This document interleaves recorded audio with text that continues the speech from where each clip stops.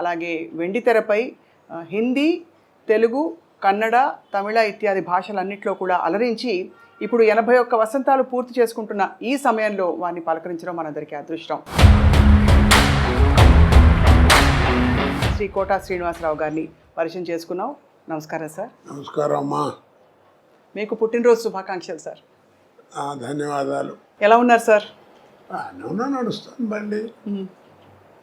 వృద్ధాప్యం అంటారు కదా, 80 దాడుతున్నాయి, 81 ఇప్పుడు.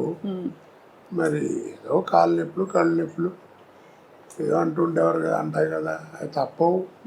మా నాన్నగారు డాక్టర్ గారు, ఆయన అదే కంకిపాడు. అయితే మా నాన్నగారి దగ్గరికి ఎవరన్నా వస్తే నీకు ఎన్నేళ్ళు రానేవాడు. 50, 60 వస్తుందండి అని ఆయన చెప్పారు అనుకో, నీకు వైద్యం ఏ వైద్యం ఏ వ్యాధికైనా చేయొచ్చు, కానీ నువ్వు రెండుతో జాగ్రత్తగా ఉండరా అనేవాడు. ఏమిటరా అంటే ఒకటి కళ్ళు, 2 కాళ్ళు, ఆ 2 జాగ్రత్తగా ఉంటే నీ పని నువ్వు చేసుకోవచ్చు అని, ఎవరి మీద ఆధారపడకుండా. అవును, అది అలాగా. మీ డైలాగ్ ఒకటి ఎప్పుడు వెంటాడుతుంటుంది సార్, జిస్కే పాస్ పవర్ హోతే హై ఉస్కా రైట్ బి రాంగ్ బి రైట్ హోతా హై. గుర్తుందా సార్ ఈ డైలాగ్? ఏ సినిమాలో? సర్కార్. అది అమితాబ్ బచ్చన్ గారు ఎలాంటి ఆర్టిస్టు, ఎంత గొప్పవాడో మీ అందరికీ తెలిసిన విషయం. నేను చెబితే ఎగతాళిగా కూడా ఉంటుంది. అలాంటి ఆయనతో యాక్ట్ చేయడం అనేది సహజంగా ఎవరికైనా అదృష్టమే. అయితే ఫస్ట్ డైలాగు రామ్ గోపాల్ వర్మ గారు ఆయన మొహం మీద మొహం పెట్టి డైలాగ్ చెప్పి క్లోజ్ పెట్టారు. సరే నేను డైలాగ్ కడక్కని చెప్పించాను, సింగిల్ టేక్ ఓకే అయిపోయింది. రాముజీ అన్నాడు ఆయన, అమిత్జీ అంటూ వచ్చాడు ఆయన. Perfect selection for this character sir, are you from stage అన్నాడు నన్ను. అంటేను నేను I acted on the stage for 25 years. Yes, that potentiality I am seeing you. అనగానే వాళ్ళ అబ్బాయి కూడా అక్కడ ఉన్నాడు, ఏదో ఫోన్ మాడుతూ పక్కకి. అమీన్ అన్నాడు, అప్ప అని వచ్చాడు. Is mister Srinivasarao from Hyderabad. It is a great privilege to you to act with him అన్నాడు. అది నాకు అప్పుడే సర్టిఫికెట్లో అనిపించింది. అబ్బో, అవును, ఆయనతో మాట అనిపించుకోవడం మాటలు కాదు కదా. అలాగా ఒక ఇది. అలాగే రజనీకాంత్ గారికి అందరూ మీ పాత్రల పరంపర ఎవ్వరూ భర్తీ చేయలేకపోయారు సార్. ఇప్పుడు అమితాబ్ బచ్చన్ గారి ప్రస్తావన కూడా ఎందుకు తీసుకొచ్చామంటే, ఈ మధ్య ఆయన కల్కి సినిమాలో చూసాం. అక్కడ కోట శ్రీనివాసరావు గారు ఉంటే బాగుండు అనిపించే విధంగా అంటే మీరు ఒక పాత్రలో ఉంటే బాగుండు అని అయితే అనిపించింది చాలామందికి. ఇప్పుడు ఇంకా యాక్టివ్గా యాక్ట్ చేస్తున్నారా సార్? చేయటం అంటే ఇప్పుడు ఇందా నీళ్ళు ఎక్కువైనా మధ్య బలతం పడిపోయిందమ్మా. టాలెంట్ ఎవరికి అక్కర్లా. ఇప్పుడు హీరో అని అప్పుడంటే ఆ రోజుల్లో టాలెంట్ ఉన్న వాళ్ళే తక్కువగా ఉండేవారు, జాగ్రత్త గట్టిగా పట్టుకుని వాళ్ళే స్థానం పట్టేవారు. ఇప్పుడు ఏమిటంటే హీరో అంటే 40 మంది 50 మంది ఉన్నారు, కమెడియన్స్ ఎంతమంది ఉన్నారో ఎవరికి తెలియదు. అలాగా ఎవరిని చెప్పలేకపోతున్నాం. ఒక పద్ధతి పాడు ఏం కనపట్లా. ఇప్పుడు సినిమా ఎక్కడ లేదు, అంతా సర్కస్. పేతా సాంగ్స్ కూడా డాన్స్ చేస్తున్నారు. ఇక్కడ సర్కస్ చూడలేక భయపడి మన ఫుడ్ కూడా పోద్దని జమిని సర్కస్ కూడా మూసిచ్చారు. అలా తయారైపోయింది. ఆ క్వాలిటీ అవి పోయినాయి, ఆ కథలు పోయినాయి, అవన్నీ పోయినాయి. అప్పట్లో ఏమిటంటే సినిమా ప్రభావం మనుషుల మీద ఎక్కువ ఉండేది. ఇప్పుడు ఏంటంటే మనుషుల ప్రభావం సినిమా మీద వచ్చింది. అంటే ఏ విధంగా సార్? అంటే కొన్ని ఉదాహరణలు ఇవ్వగలుగుతారా? ఈ మధ్య సినిమాలు ఏమన్నా చూసారా మీరు? ఏవో టీవీలో వచ్చేవి. ఇప్పుడు నేను కనీసం నాతో 100-110 సినిమాలు చేయించుంటారే పొలిటికల్ క్యారెక్టర్లో. మరి ఏది కోట శ్రీనివాసరావు బోర్ కొట్టాడని అనలా. అది ఎక్కడి నుంచి వచ్చింది అంత, నాకు ఎక్కడి నుంచి వచ్చింది అబ్జర్వేషన్. ఇప్పుడు టీవీలో మాట్లాడటం, బయట మాట్లాడటం చూస్తున్నాం కదా. ఆ రోజుల్లో అలా ఉండేది కాదు.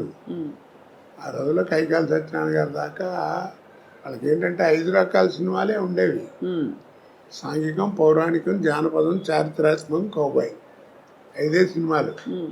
ఈ 5 సినిమాల్లోనే ఎవరు నటించినా నటన కూడా అలా ఫిక్స్డ్గా ఉండేది. సపోజ్ మహమ్మదీడు వేషం వేశారనుకోండి, మీకు ఇస్తే మాకు ఇస్తాం, మాకు పెడితే మీకు పెడతాం, అట్లా ఉండేది భాష. పొలిటికల్ లీడర్ చెప్పాలంటే సోదరి మనలారా అలా ఉండేది, పౌరాణిక అలాగా. ఇప్పుడు అలా కాదు కదా. అందుకని అప్పుడు యాక్టింగ్ కానీ ఇవి కానీ రిస్ట్రిక్టెడ్గా ఉండేవి. ఇప్పుడు ఆ రూల్స్ రెగ్యులేషన్స్ ఏం లేవు ఇప్పుడు అన్నీ. అందుకని అబ్జర్వేషన్. ఇప్పుడు బయట ఏ క్యారెక్టర్లు ఎక్కడ దొరుకుతాయని చూస్తుంటాం, మేనరిజమ్స్. అవును, అలాగే ఆ తేడా బాగా వచ్చేసింది. తర్వాత ఇప్పుడు ఏంటంటే సినిమా తీసేవాడికే క్వాలిఫికేషన్ లేదు, డబ్బు ప్రాధాన్యం. కానీ చాలా భారీ భారీ సినిమాలు వస్తున్నాయి కదా సార్. సినిమా ఇప్పుడు నువ్వు సినిమా చూడటానికి వెళ్ళావు, 50 రూపాయలు టికెట్, 200 పెట్టుకుని, నీకు కావాల్సింది ఏంటి, ఎంతలో సినిమా తీశారన్నా సినిమా ఎలా ఉందని ఆలోచిస్తావు, అంతే కదా. అంతే. చూసిన తర్వాత బాగుంటే అరే బాగా ఖర్చు కూడా పెట్టారా, మంచి మంచి సీన్స్ ఉన్నాయి అని అప్పుడు చెప్పుకుంటావు. అంతేగాని సినిమా బాగాలేదనుకో నెగిటివ్గా చెబుతారు. ఎందుకు బోళ్ళు ఖర్చు పెట్టారు, నువ్వు అడ్వర్టైజ్మెంట్ చేస్తే వచ్చాం, ఖర్చు ఏం కనపడుతుంది తప్ప ఏం కనపడతలేదు సినిమాలో అంటారు. అలా ఉంటుంది. మరి మొత్తం మీద సార్ అంత బిజీ నటనా జీవితం నుంచి మీరు రంగస్థలంతో పాటు మీకు రేడియో అనుభవం ఉంది, అన్ని పాత్రలు వేసిన తర్వాత ఇప్పుడు మీకు నటనకి దూరంగా ఉండడం అన్నది కొంత బాధ కలిగిస్తుందా, లేక హాయిగా జీవితం ఇలా బాగుందనిపిస్తుందా? ఇప్పుడు బాధ కదండి, అంటే తోచదు. ఫస్ట్ పాయింట్, రోజు 100-150 మంది మధ్యలో యాక్ట్ చేయడం కదా. ఇప్పుడు ఏంటంటే ఒంటరిగా ఇంటి దగ్గర కూర్చోవడం, నేను మా ఆవిడే లేకపోతే మా కోడలు మా మనవాళ్ళు ఏదైనా కాలేజీ నుంచి వస్తే వాళ్ళతో ఒక 5 నిమిషాలు మాట్లాడటం. పుట్టేప్పుడు అంతా ఇట్లా కూర్చోవడమే కదా. ఇక్కడో ఇంట్లోనో లేకపోతే ఎక్కడో అక్కడ ఫోటోలు చూసుకుంటే అవి చూసుకుంటే అంతే. ఇక బోర్ కాదు, పిచ్చెక్కిపోతుంది. అంటే నాకు అప్పుడప్పుడు అనిపిస్తుంది, నేను జీవితంలో 2 బాగా కోల్పోయాను. నాకు మళ్ళీ బిజీ అయిన వాడు ఎవరైనా అంతే. ఒకటి ఏంటంటే ఫ్యామిలీ లైఫ్, పిల్లలు ఆ ఎంజాయ్మెంట్, వాళ్ళని చదివించుకోవడం చేయటం, వాళ్ళతో తిరగడం, షాపింగ్, బట్టలు కొనడం, ఇవన్నీ అవన్నీ పోయినాయి, అసలు దూరం అయిపోయాను. 2 జనరల్ నాలెడ్జ్. అవును, ఎంతసేపు ఆ కెమెరా యాక్షన్ ఇవే తప్ప ప్రపంచం బయట ఏం జరుగుతుందో కూడా తెలియదు. అవన్నీ పికప్ అవ్వాలంటే చాలా కష్టం. సో అలా మీరు మీ స్నేహితుల్ని కూడా బాగా మిస్ అవుతూ ఉంటుంటారు. అంటే సినీ పరిశ్రమలో మీకు బాబు మోహన్ గారు, బ్రహ్మానందం గారు, మీరందరూ బాగా దగ్గర కదా సార్? బాగా క్లోజ్. నాతో అందరూ అలాగే ఉంటారమ్మా. ఎందుకంటే నేను ఎవరితో ఏం కాంట్రవర్సీ లేదు, నాకు పోలేదు నేను పడతాను. అందరూ అంటారు ఏదో అని, అందరూ కావాలని కూర్చొని కామెడీ చెప్పించుకుంటారు. సినిమాల మీద జోకులు చెప్తామంటే వాళ్ళు చెప్పించుకుంటారు. అందుకనే 40 సంవత్సరాలు బతకగలిగాయి. లేకపోతే కాంట్రవర్సీ అయితే ఇప్పుడు పంపించేవారు. ఏదో ఒకటి గురించి అనడానికి ఏముంది, అనాలంటే బోళ్ళు అనొచ్చు. నిజమే కదా సార్, అంతే. అంటే కానీ మీకు అనే అర్హత కూడా ఉంది ఒకవేళ.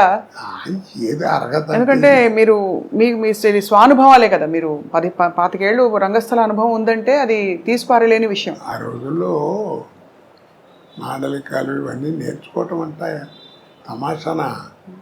టీవీ వస్తుందని ఎవరు అనుకున్నారు కదా.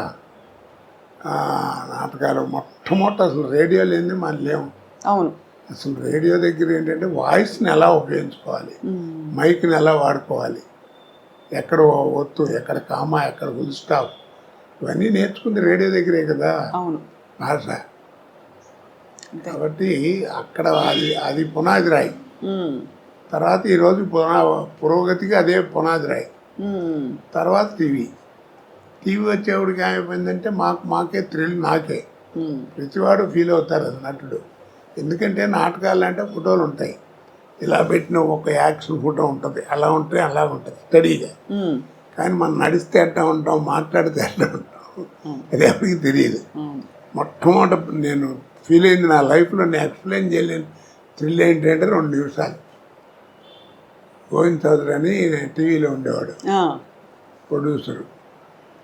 ఆయన రికార్డ్ చేసి ఫస్ట్ డే పండగ వచ్చింది నాటిక. అదే నాటిక ఫస్ట్ రేడియోలో, టీవీలో నా తెలుగు నాటకం ప్రదర్శించబడటం అదే. ఆ రికార్డ్ చేసి రే ఒకసారి చూసుకోండి వస్తుంది ఇప్పుడు అని చూపిస్తున్నాను చూపించాడు. పెద్ద యాంగ్షస్, ఏంటంటే నా బొమ్మ ఎప్పుడు వస్తే ఎప్పుడు వస్తుంది అంటే మనం నడిస్తే ఎట్లా ఉంటాం, మాట్లాడితే ఎట్లా ఉంటాం, ఎలా చూస్తే అట్లా అసలు తెలియదు కదా. అవును. చూసుకుంటే ఆ 2 నిమిషాలు అసలు ఇక ఎవరిని చూసేది కళ్ళము నీళ్ళు వచ్చేసింది నాకు. అదొక అదృష్టం కదా. అవును అవును అవును. ఆ రోజుల్లో అదేది, తర్వాత సినిమా ఇప్పుడు. సో అలా మీరు మరి సినిమా నటన మీకు అలా అమర్నట్టుగా అన్ని క్యారెక్టర్స్ అద్భుతంగా వచ్చి పడ్డాయి. ఒక్కొక్కటి ఒక ఒక రకం, ఒక అన్ని రసాలు, అంటే మధ్య మధ్యలో నవరసాల్లో లేని రసాలు కూడా పండించారు మీరు. అది ఇప్పుడు ఒక మాట చెప్పినా నేను, చెప్పండి సార్. ఆర్ట్ అనేది ఒకటి ఇచ్చేది కాదు, ఒకటి పెట్టేది కాదు. వస్తుందా కొంత అబ్బాయిలు నీకు శరీరంలో శారీరకంగా అంటారే, నీకు ఒరిజినల్గా వస్తూ ఉండాలి. కోట శ్రీనివాసరావు ఇప్పుడు ఇవన్నీ చూశారు, ఒకసారి దివయ్య అన్ని ఫోటోలు. ఇప్పుడు ఇవన్నీ చూస్తే ఏమవుతుంది, మీకు ఆశ్చర్యం వేస్తుంది ఎలా చేశాడు ఏంటి. అవును చాలా సార్. ఇన్ని పాత్రలు, పద్మశ్రీ దాకా ఇవన్నీ. ఇది దీనికి ఒకటి చక్కగా చెప్తాను. నీకు పెద్ద గుమ్మడికాయ అంత టాలెంట్ ఉంటే కుదరదు, అర్థమైందా? పెద్ద గుమ్మడికాయ అంత టాలెంట్ నా దగ్గర ఉంటే కుదరదు. ఆవగిందంత అదృష్టం కూడా ఉంది. అది అవునవును. ఆ 2 కలిసి వచ్చిన వాడే కోట శ్రీనివాసరావు. అద్భుతం.